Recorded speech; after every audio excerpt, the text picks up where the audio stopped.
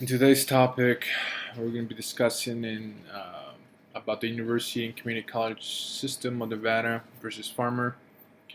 In this case, the university and the community college system of Nevada versus the farmer was an example of the ontological approach.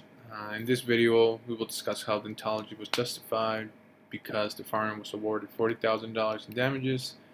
This awarded and resulted from violation of the Equal Pay Act, and the university later appealed it. And the university successfully won the appeal in the state of Nevada Supreme Court. In time, the Supreme Court declined to review the case and dictated the topic to a local court's verdict.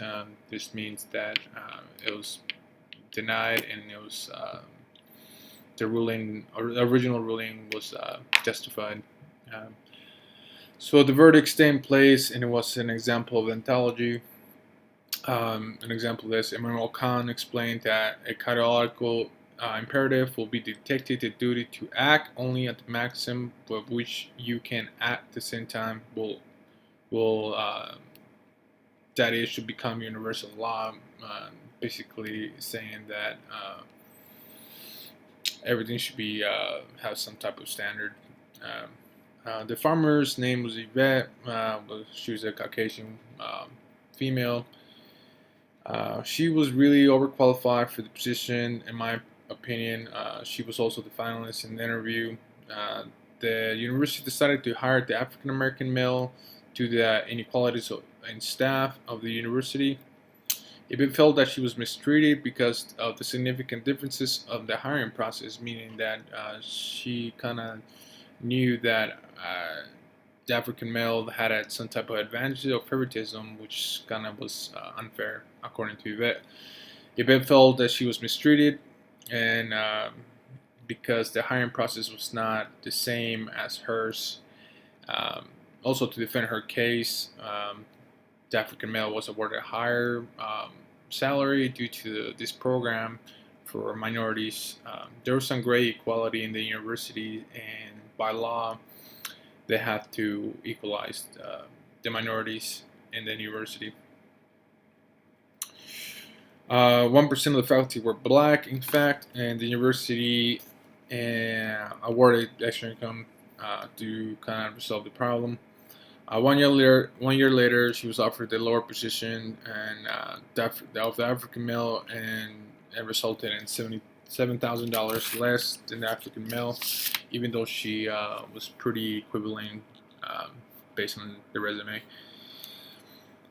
This also was a deontological ethical approach by hiring the African male to equalize the lack of staff minorities.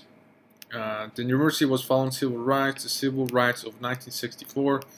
Informative action refers to a practice of requiring business that contrasts the federal government to promote opportunities among all races, genders, and religions. Sexual orientation, people with disabilities, and veterans to counterpass discrimination against minority groups. The position was offered to Yvette.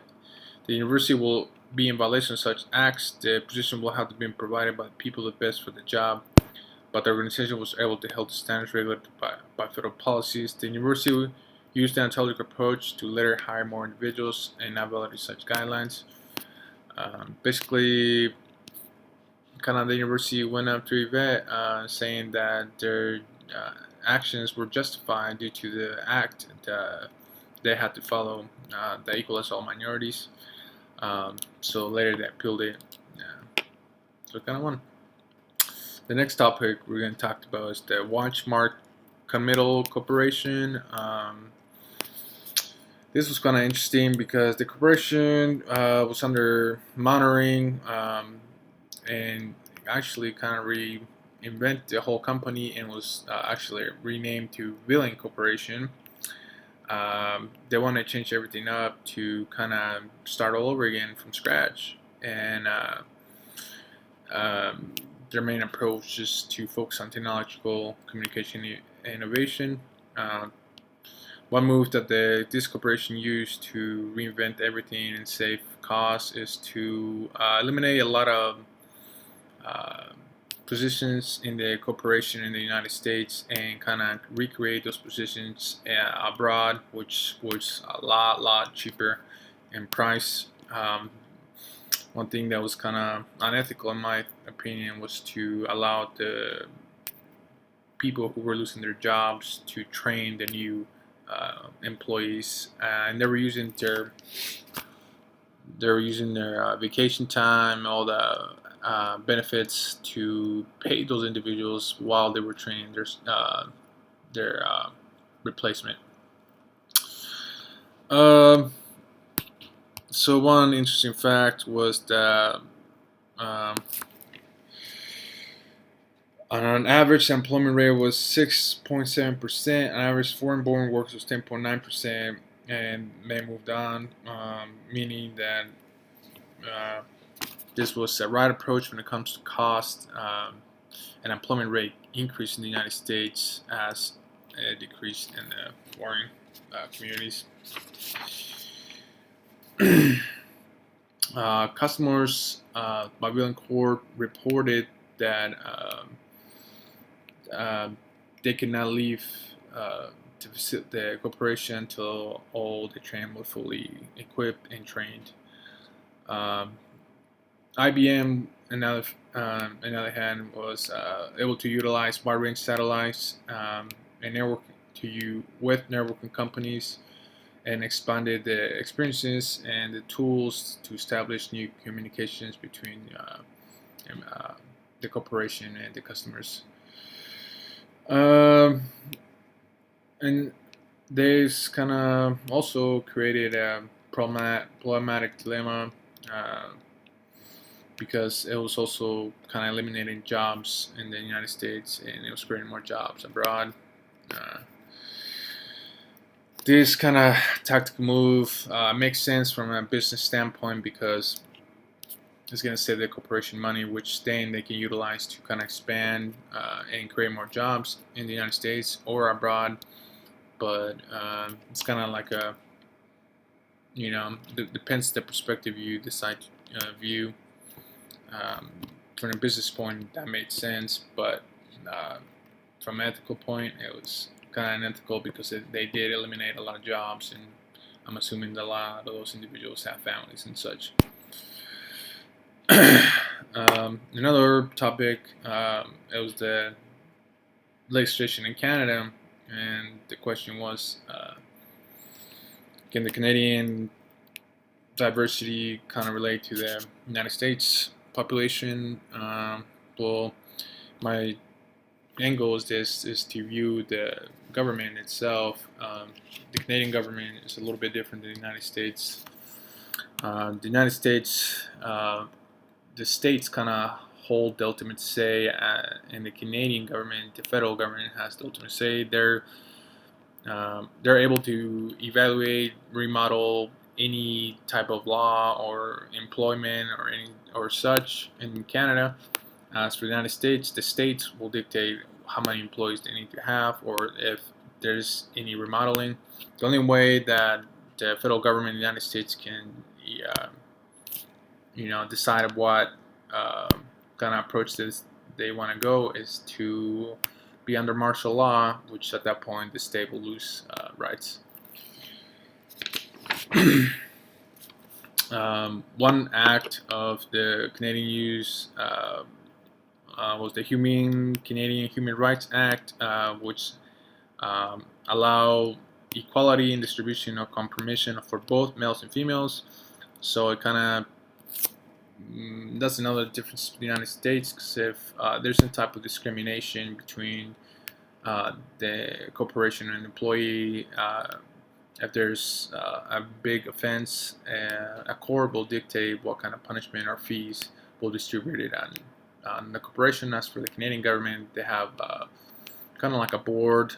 It's called the Canadian Human Rights Commission, and they're the ones who dictate what kind of fee or punishment they're gonna distribute to the violators. And one thing that the Canadian people do is that they make that very public to shame those people for discriminating against minorities or females and such.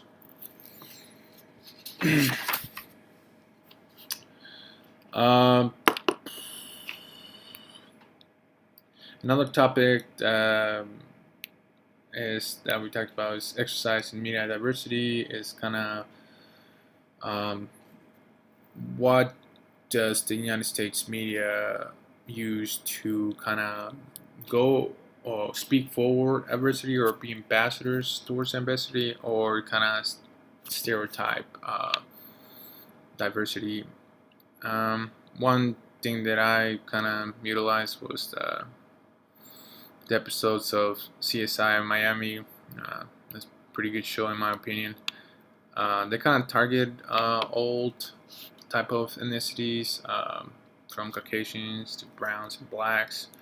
They're pretty good about equalizing roles.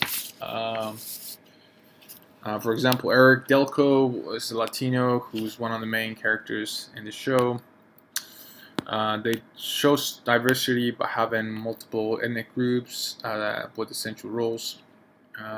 But one thing that I kind of found as a mishap was that they kind of assumed that all Latinos or blacks were more associated with gangs. That is completely false, because the original gangsters were Italians, and you know, it's not all Latinos and all blacks are gang members. One example is this. Another example that I kind of use is the Victoria's Secret model company. They kind of embrace African American women, embracing their beauty, their dark skin, and they kind of embrace uniqueness or a diverse type of move or such.